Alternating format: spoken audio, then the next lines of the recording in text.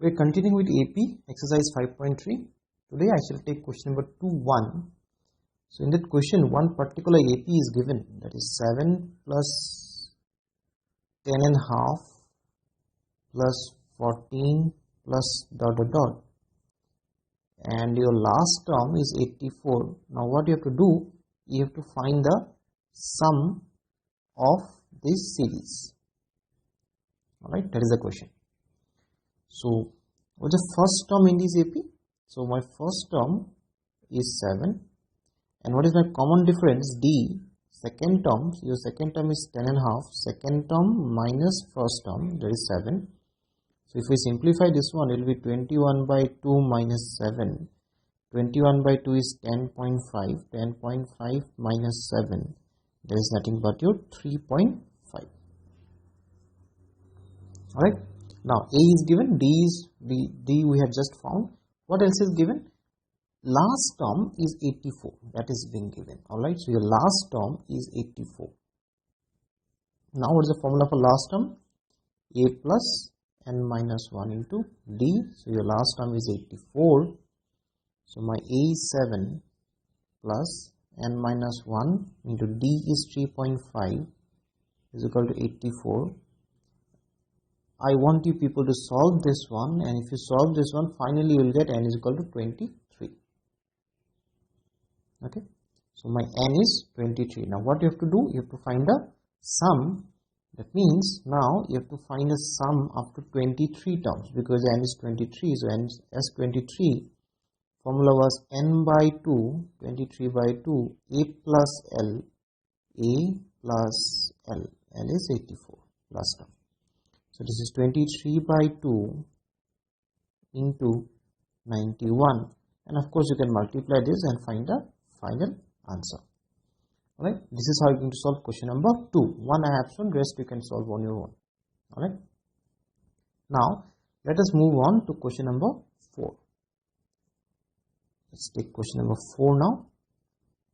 So we look at the question. One series is given 9, 17, 25 dot dot dot, and they are asking for how many terms of the series your sum will be 636. Okay, this is a very important question, this kind of questions. Okay, now for this particular AP, what is my A? My A is 9. What is my D? Second term minus first term, 17 minus 9, that is 8.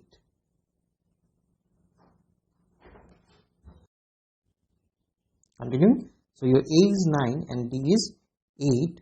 Now you have to find the sum. The sum has to be 636. You have to find the value of n. For how many terms? The sum will be 636. So what I'll do now, I will write the Sn over here. So your Sn, sum of 2 n terms would be 636. Alright. So the formula for Sn is n by 2 twice A plus n minus 1 into D.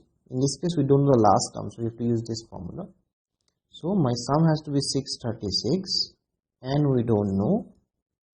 Alright, 2 into 9 plus n we don't know.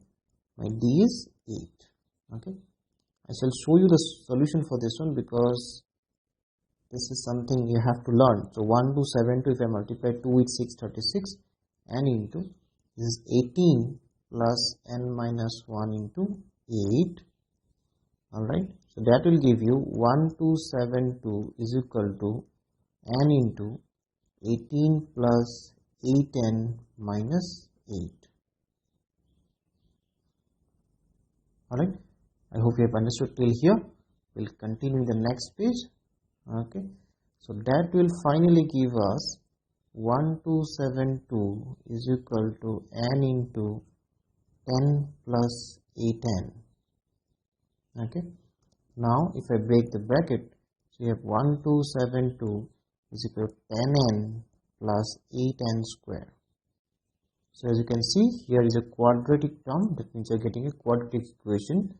So finally if I arrange the equation, 8n square plus 10n minus 1272 is equal to 0. all the terms are divisible by 2, so I can make it 4n square plus 5n minus 636 equal to 0. Okay, now if you solve this quadratic equation by factorization or by quadratic formula you have learnt in chapter 4, and finally if you solve this one, this part is I'm leaving up to you. If you solve this one, you will get n is equal to minus 53 by 4 or n is equal to 12. You will get two values, of course, right? So obviously minus 53 by 4 is not acceptable. You have to neglect this one because number of terms cannot be negative. So my final value is n is equal to 12. That means you have to take 12 terms to get the sum 636. Okay, so this is how we are going to solve question number 4. This was very important. We are continuing with 5.3. Few questions are left. In the next video I will try to cover rest of the questions.